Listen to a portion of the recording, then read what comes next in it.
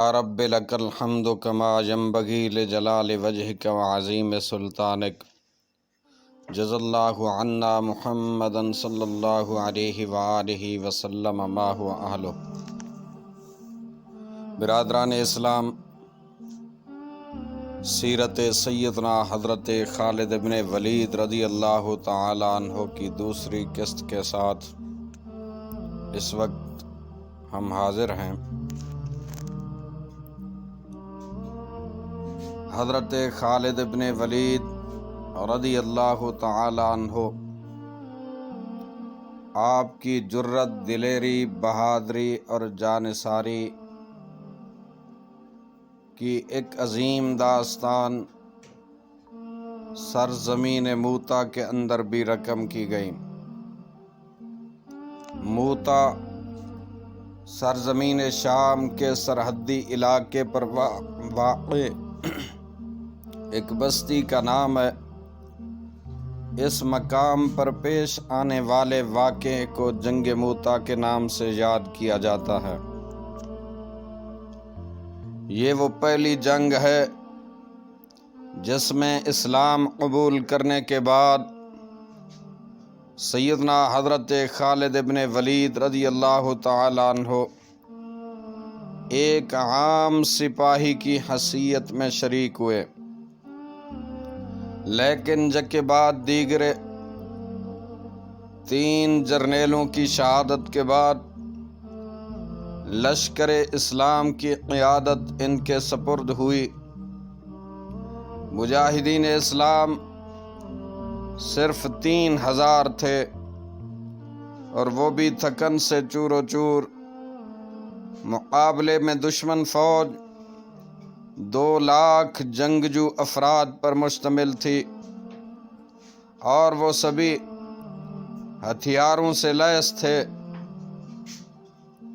ہوا اس طرح کہ شاہ امم، شہنشاہ عرب و عجم، سلطان مدینہ، سرور قلب و سینہ، میرے مکی مدنی آقا، فخر کائنات، مقصود کائنات، جان کائنات، روح کائنات صلی اللہ علیہ وآلہ وسلم نے اپنے ایک جانثار صحابی حضرت حارث بن عمیر ازدی رضی اللہ تعالی عنہ کو خط دے کر وادی بصرہ کے حکمران حارث بن ابی شمر غسانی کی جانب روانہ کیا۔ ابھی وہ شام کے سرحدی علاقے، سرحدی صوبے بلقا کی موتا نامی بستی میں پہنچے ہی تھے کہ صوبے کے گورنر شرجیل بن عمر غسانی کو ان کی آمد کی اطلاع ہو گئی۔ اس نے انہیں گرفتار کر کے بڑی بے دردی سے قتل کر دیا۔ یہ اندوہناک خبر جب رسول کائنات، فخر موجودات صلی اللہ علیہ وآلہ وسلم کو ملی تو آپ صلی اللہ علیہ وآلہ وسلم بہت رنجیدہ خاطر ہوئے۔ اس کے علاوہ 15 صحابہ کرام رضی اللہ تعالی عنہم پر مشتمل ایک جماعت سرزمین شام میں دعوت و ارشاد کے کام میں ہمتاً مصروف تھی۔ ان تمام صحابہ کرام کو دھوکہ دے کر بھی بڑی بے دردی سے قتل کر دیا گیا، شہید کر دیا گیا۔ نیز انہی ایام میں شاہ روم نے مدینہ منورہ پر فوج کشی کی دھمکی بھی دی تھی۔ یہ وہ بنیادی اسباب تھے جن کی بنا پر سلطان مدینہ سرور کائنات صلی اللہ علیہ وآلہ وسلم نے سن 8 ہجری میں حضرت زید بن حارثہ کی قیادت میں ایک لشکر اسلام روانہ کیا۔ ساتھ ہی ارشاد فرمایا، اگر دوران جنگ حضرت زید بن حارثہ رضی اللہ عنہ شہید ہو جائے تو لشکر اسلام کا سپہ سالار حضرت جعفر ابن ابی طالب رضی اللہ تعالی عنہ کو بنا لیا جائے۔ وہ بھی اگر شہید ہو جائے تو عبداللہ ابن رواحہ رضی اللہ عنہ کو قائد بنا لیا جائے، وہ بھی شہید ہو جائے، تو مجاہدین اپنی مرضی سے جس کو چاہیں اپنا قائد منتخب کر لیں۔ آپ نے لشکر کے لیے سفید رنگ کا پرچم بنایا اور حضرت زید بن حارثہ کے حوالے کیا۔ لشکر اسلام کو یہ وصیت فرمائی کہ جس مقام پر حضرت حارث بن عمر ازدی شہید ہوئے ہیں وہیں جا کر پڑاؤ کریں اور اللہ سے مدد طلب کرتے ہوئے دشمن کے ساتھ ڈٹ کر مقابلہ کریں۔ میرے آقا کریم صلی اللہ علیہ وآلہ وسلم نے چند نصیحتیں بھی فرمائیں، جن میں سے ایک نصیحت یہ بھی تھی کہ دیکھنا کسی سے بد عہدی نہ کرنا، نہ ہی خیانت کا ارتکاب کرنا، نہ ہی کسی بچے بوڑھے یا عورت کو قتل کرنا، نہ ہی کسی گوشہ نشین تارک الدنیا راہب کی گردن اڑانا، نہ ہی کسی عمارت کو منہدم کرنا، نہ ہی کسی درخت کو کاٹنا۔ لشکر اسلام سلطان مدینہ سرور قلب و سینہ صلی اللہ علیہ وآلہ وسلم سے ہدایات لے کر اپنی کٹھن منزل کی طرف رواں دواں ہوا، دشوار گزار راستوں سے گزرتا ہوا۔ جب یہ سرزمین شام کے سرحدی صوبے بلقاء میں پہنچا تو معلوم ہوا شاہ روم ہرقل نے مٹھی بھر مسلمانوں کے مقابلے کے لیے ایک لشکر جرار پہلے سے ہی وہاں بھیجا ہوا ہے اور وہ میدان میں پڑاؤ ڈالے بیٹھا ہے، لہذا مجاہدین راستہ بدلتے ہوئے مقام موطا پر پہنچے۔ وہاں دونوں فوجوں کا آمنا سامنا ہوا۔ مسلمانوں نے بڑی بے جگری کے ساتھ دشمن کا مقابلہ کیا، گھمسان کا رن پڑا۔ حضرت سیدنا زید بن حارثہ رضی اللہ تعالی عنہ نے قائدانہ ذمہ داری کا احساس کرتے ہوئے زوردار حملہ کیا اور اپنی مٹھی بھر فوج کا حوصلہ بلند کرنے کے لیے چومکھی لڑائی لڑی، چار سو تہلکہ مچاتے ہوئے دشمن کی صفوں کو چیرتے ہوئے مسلسل آگے ہی بڑھتے گئے، دیوانہ وار لڑتے ہوئے جام شہادت نوش فرمایا۔ ان کے بعد حضرت جعفر ابن ابی طالب رضی اللہ تعالی عنہ نے لشکر اسلام کی قیادت سنبھالی، جھنڈا ہاتھ میں لیا، گھوڑے کو ایڑ لگائی اور آن واحد میں رومیوں کے لشکر کے درمیان پہنچ گئے اور اپنی کاٹدار تلوار کے جوہر دکھانے لگے۔ جب دیکھا کہ گھوڑے کو دشمن کی کثرت اور اژدہام کی وجہ سے آگے بڑھنے میں مشکل پیش آ رہی ہے تو چھلانگ لگا کر نیچے اتر آئے اور پیدل دشمن کی صفوں میں گھس کر انہیں تہہ تیگ کرنے لگے۔ آخر کار ایک دشمن کا وار کارگر ثابت ہوا جس سے آپ کا دایاں بازو کٹ گیا۔ آپ نے اسلام کا جھنڈا بائیں بازو میں تھام لیا تو اس ظالم نے پھر کاری ضرب لگا کر بایاں بازو بھی کاٹ دیا۔ پھر آپ نے اپنے پاؤں کے سہارے جھنڈے کو سرنگوں نہیں ہونے دیا۔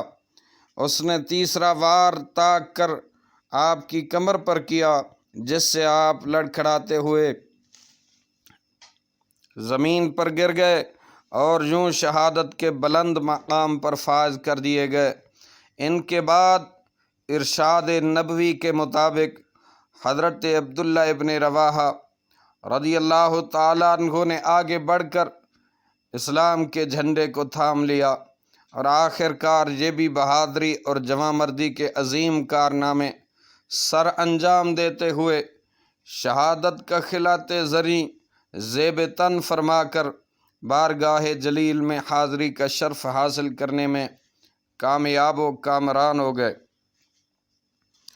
حضرت خالد ابن ولید رضی اللہ تعالی عنہ،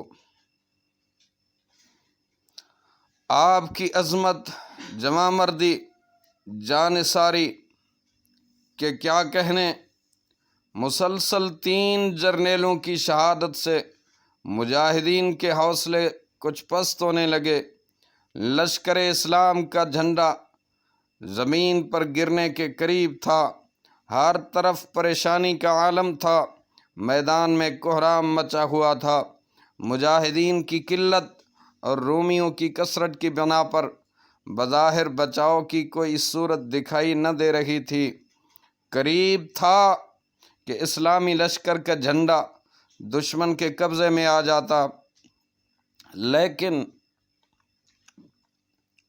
حضرت ثابت بن اکرم رضی اللہ تعالیٰ عنہ نے چابک دستی سے جھنڈے کو اپنے قابو میں لیا اور حضرت خالد بن ولید رضی اللہ تعالیٰ عنہ کو مخاطب کرتے ہوئے کہا، از راہ کرم یہ جھنڈا اپنے ہاتھ میں لیجئے۔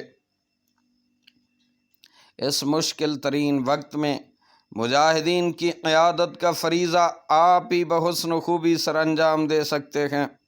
حضرت خالد بن ولید رضی اللہ تعالیٰ عنہ نے ادب و احترام، تواضع، انکساری کا مظاہرہ کرتے ارشاد فرما، جھنڈا اپنے پاس رکھیے، آپ مجھ سے افضل و بہتر ہیں کیونکہ آپ نے غزوہ بدر میں بھی حصہ لیا ہے، لہٰذا لشکر اسلام کی قیادت کا حق آپ کو پہنچتا ہے۔ حضرت ثابت رضی اللہ تعالیٰ عنہ نے کہا، میدان کارزار میں اپنی جمع مردی کے جوہر دکھلانے میں آپ سے بہتر اس لشکر میں اور کوئی نہیں۔ رب ذوالجلال کی قسم، میں نے یہ جھنڈا آپ کے ہاتھ میں تھمانے کے لیے زمین سے اٹھایا ہے، از راہ کرم اسے پکڑیں اور مجاہدین کو موجودہ صورتحال سے نپٹنے کے لیے اپنی مدبرانہ جنگی پالیسی کو اختیار کریں۔ حالات انتہائی نازک ہیں، آپ کے تدبر، جرأت، شجاعت اور جنگی مہارت کی لشکر اسلام کو اشد ضرورت ہے۔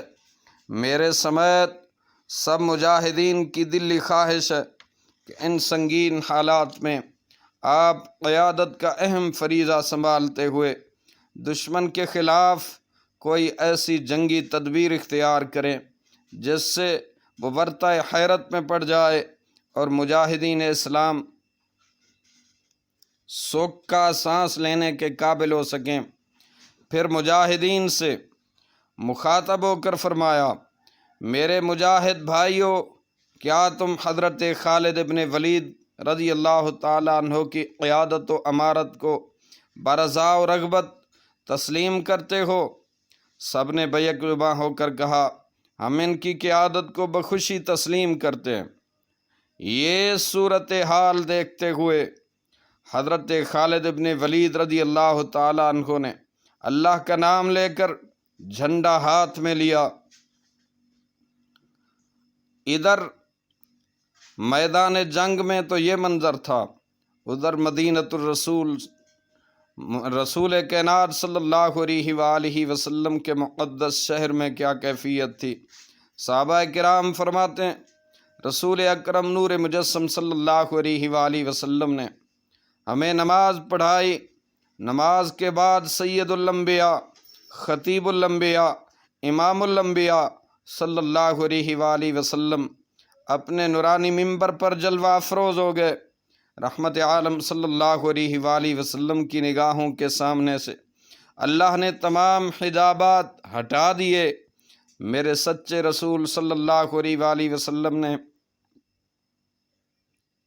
اپنی سچی زبان سے اصحاب رسول جو مدینہ طیبہ میں تھے ان کے سامنے موتا کے احوال بیان کرنے شروع کر دیے۔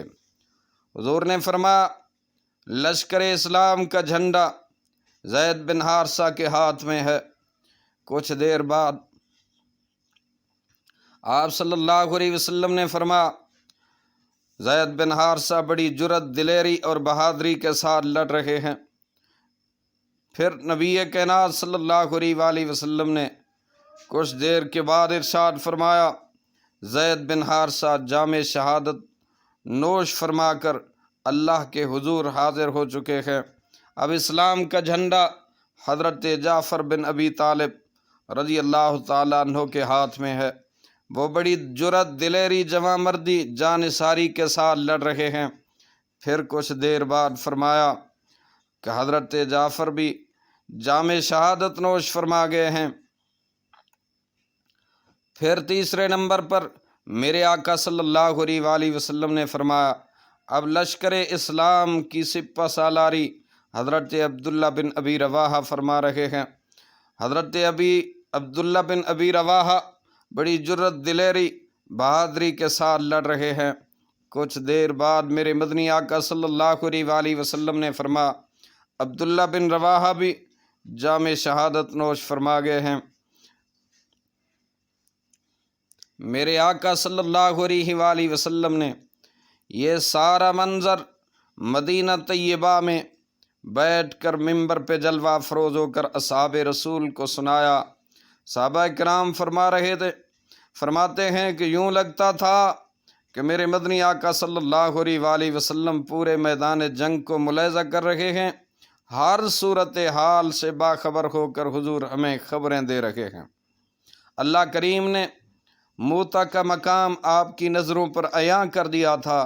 آپ بیٹھے تو مدینہ طیبہ میں تھے مگر نظریں آپ کی میدان جنگ غزوہ موتا پر لگی ہوئی تھیں۔ اس کے بعد میرے آقا کریم صلی اللہ علیہ وآلہ وسلم نے فرمایا اب اللہ رب ذوالجلال نے مجاہدین اسلام کے دل میں یہ بات ڈالی ہے کہ مجاہدین اسلام نے اب اس شخصیت کے ہاتھ میں اسلام کا جھنڈا دیا ہے جس کو رب ذوالجلال نے سیف من سیوف اللہ کا لقب عطا کیا ہے۔ حضور نے فرمایا خالد ابن ولید اللہ کی تلواروں میں سے ایک تلوار ہیں، سیف من سیوف اللہ ہے۔ حضرت خالد ابن ولید رضی اللہ تعالیٰ عنہ نے اللہ کا نام لے کر جھنڈا ہاتھ میں لیا۔ دشمن کے مقابلے میں مجاہدین کی تعداد آٹے میں نمک کے برابر تھی، مگر اپنی جنگی تدابیر کو بروئے کار لاتے ہوئے پہلے روز ہی لشکر کی ترتیب بدل دی۔ چند مجاہدین کو عقب میں ماز گھوڑے دوڑانے پر مأمور کر دیا۔ فضا گرد و غبار سے اٹ گئی۔ رومی لشکر یہ صورتحال دیکھ کر خوف زدہ ہو گیا۔ رومیوں نے یہ سمجھا کہ مسلمانوں کی مدد کے لیے نئی کمک پہنچ گئی ہے، اس سے ان کے حوصلے پست ہونا شروع ہو گئے۔ حضرت خالد ابن ولید رضی اللہ تعالیٰ عنہ نے اس موقع کو غنیمت جانتے ہوئے مجاہدین کو سرکانا شروع کر دیا اور بڑی احتیاط اور حفاظت سے اپنے لشکر کو دشمن کے نرغے سے بچا کر لے آئے، ورنہ پہلے روز رومی اس بات پر تلے ہوئے نظر آ رہے تھے کہ کسی ایک مجاہد کو بھی میدان سے زندہ واپس نہ جانے دیا جائے، کیونکہ چند روز پہلے ہی رومی ایرانیوں کو شکست دے چکے تھے اور اپنی اس فتح و کامرانی پر نازاں و فرحاں تھے۔ وہ اپنی اس کامیابی کے نشے میں مخمور مٹھی بھر مجاہدین اسلام کو معاذ اللہ صفحہ ہستی سے مٹا دینا چاہتے تھے، لیکن حضرت خالد ابن ولید رضی اللہ تعالیٰ عنہ نے اپنی خدا داد صلاحیتوں کو بروئے کار لا کر ایسا مدبرانہ طرز عمل اختیار کیا کہ دشمن بھی بے بس و لاچار ہو کر رہ گیا۔ وہ ایسے کہ لڑائی کے آغاز میں زوردار حملہ کیا، رومیوں کے پرخچے اڑاتے ہوئے ان کے ہاتھوں یعنی حضرت خالد ابن ولید رضی اللہ تعالیٰ عنہ کے ہاتھوں غزوہ موتا میں 9 تلواریں ٹوٹیں۔ لیکن جب دوسرے دن رومیوں کی گھبراہٹ، پسپائی اور خوف و ہراس کو دیکھا تو موقع غنیمت جانتے ہوئے لشکر اسلام کو بچا کر واپس لانے میں کامیاب ہو گئے۔ ایسے نازک حالات میں مجاہدین اسلام کو میدان کارزار سے واپس محفوظ لے آنا، یہ جنگی تاریخ